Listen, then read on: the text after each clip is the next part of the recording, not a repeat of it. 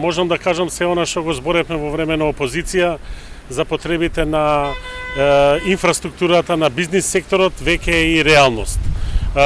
Се обрнавме внимание да ги задоволиме сите нивни потреби. Веќе водоводната мрежа во индустријската зона е завршена, се работи за канализацијата. Општина Бутел изработи проект за рехабилитација на целиот Качанички пат, бидејќи јужниот булевар ќе го изработува град Скопје и државата. Со тоа ги заокружуваме сите оние потреби кои што беа за една економска зона која што ќе представува добро огледало како на општината, така и на државата. Тука во кратки црти ќе ги споменам и се она што со државата работиме, затоа што веќе општина Бутел ќе има реалност поликлиника, затоа што во изминатиот период претходните власти нема нацртано нигдека на територија на општина Бутел поликлиника или амбуланта, веќе тоа станува за бутелчани реалност. Имаме нови локации за полициска станица и противпожарна станица.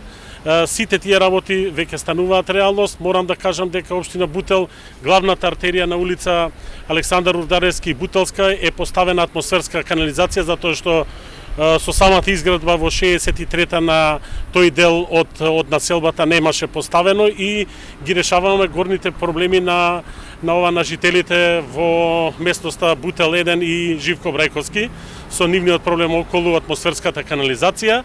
Работим уште на многу проекти покрај тоа што и министрите и премиерот и директорот кажа за патот од селото Бутел до селото Љуботен, се работи и од селото Бутел до селото Раштак, исто така проширување од 1 метар, затоа што тоа е носител општината Газибаба, но многу е чувствително, бидејќи и поголем дел од жителите на Раштак и на Булачани го користат тој пат за стигнување во Бутел. Имам уште многу проекти, ние како општина изградивме повеќе од 25 улици, што мислам дека бројката е задоволителна, но се разбира дека до крајот на годината ќе работиме, затоа што веќе имам изработено многу проекти и сум сигурен дека со завршување на мојот мандат веќе во Бутел нема да се разговара за нови улици или потребите околу канализација и водовод.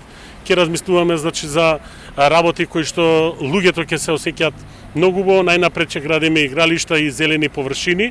Кога збориме за екологијата, може да се пофалиме дека во сите наши училишта и градинки енергетски се веќе сите средени, поставивме нови фасади, поставивме енергетски прозори, веќе размислуваме и за гасификација. Се надевам дека до крајот на годинава ќе ја гасифицираме општината, училиштето Живко Брајковски, двете градинки, салата и амбулантата која што е постоечка. Со тоа ќе докажеме дека стартот околу гасификацијата почнува и нема да застанеме тука. Имаме уште многу проекти, но се надам дека ќе имаме други можности и тука ќе ги презентираме. Благодарам.